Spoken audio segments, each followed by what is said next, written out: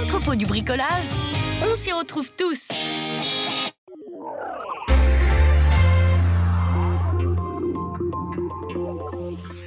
De se dire qu'on a un objectif prégnant en Coupe de France, on n'a pas forcément cette prétention, même si on a un titre à défendre.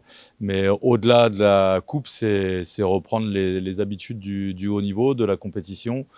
Et quoi de mieux que directement à Nantes contre Nantes. Je pense que c'est le meilleur contexte pour nous remettre à une compétition et mettre nos curseurs de la vigilance et de la concentration au plus haut de suite. Les 15 jours de vacances, puisqu'on a eu 15 jours de vacances, on fait vraiment du bien.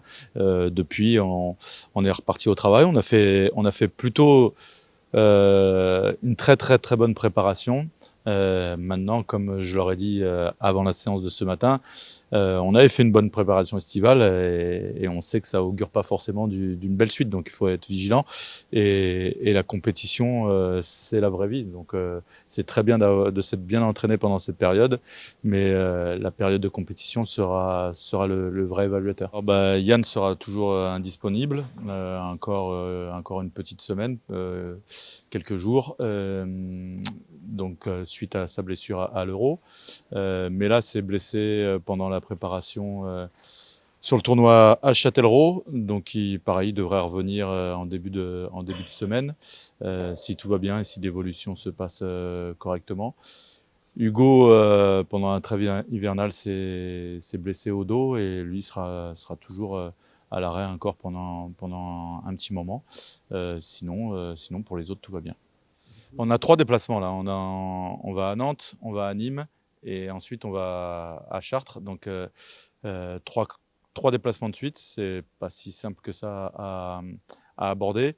Le plus dur et quoi, le plus dur. Le plus embêtant dans l'enchaînement, c'est celui qui arrive, c'est-à-dire qu'on fait dimanche et mercredi de suite, donc très peu de jours pour préparer le match de Nîmes. Mais bon, on va déjà se concentrer sur la préparation de Nantes. On verra bien l'état des troupes ensuite pour préparer le match de Nîmes. C'est vrai que ça fait plusieurs années où avec Nantes, même si au classement ils finissent généralement mieux que nous, sauf l'année dernière, mais on a des matchs qui sont plutôt accrochés. On est arrivé à gagner là-bas l'année dernière. Oui, l'année dernière. Ils sont venus gagner chez nous. Voilà, cette année ils sont venus, donc pourquoi pas continuer à aller chercher les victoires à l'extérieur et les sortir de la compétition. On a envie en tout cas de reprendre la vraie vie et de repartir au travail et voilà, jouer des matchs officiels, des matchs à grosse intensité, et encore plus voilà, dans une compétition comme ça, élimination directe contre une équipe qui a des prétentions, c'est hyper intéressant pour nous de recommencer fort comme ça. Et puis de toute façon, si on n'était pas prêt, le mois de février va vite nous remettre dedans parce qu'on enchaîne énormément de matchs.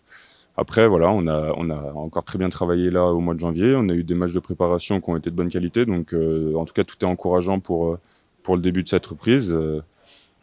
À voir, voilà, maintenant, c'est des matchs officiels, c'est une autre intensité. À nous d'être présents tout de suite. On l'avait dit dès le début de l'année, avant même que les matchs commencent, avant même toutes ces fameuses défaites d'un but. Mais les années, elles se suivent, elles se ressemblent pas. L'année dernière, personne n'avait le droit à un faux pas et on y est arrivé. Cette année, tout le monde en fait. Et ce qui fait qu'on reste encore dans la course. On a des défaites d'un but, ce qui, en cas de victoire face à ces équipes et en cas d'égalité en fin d'année, nous mettrait certainement devant eux au classement. Donc à nous de vraiment aller chercher tous les matchs, éviter de perdre des points bêtement et ensuite accrocher les grosses équipes chez elles, comme on sait le faire. C'était votre reportage Savoie News avec l'entrepôt du bricolage, des prix et des sourires.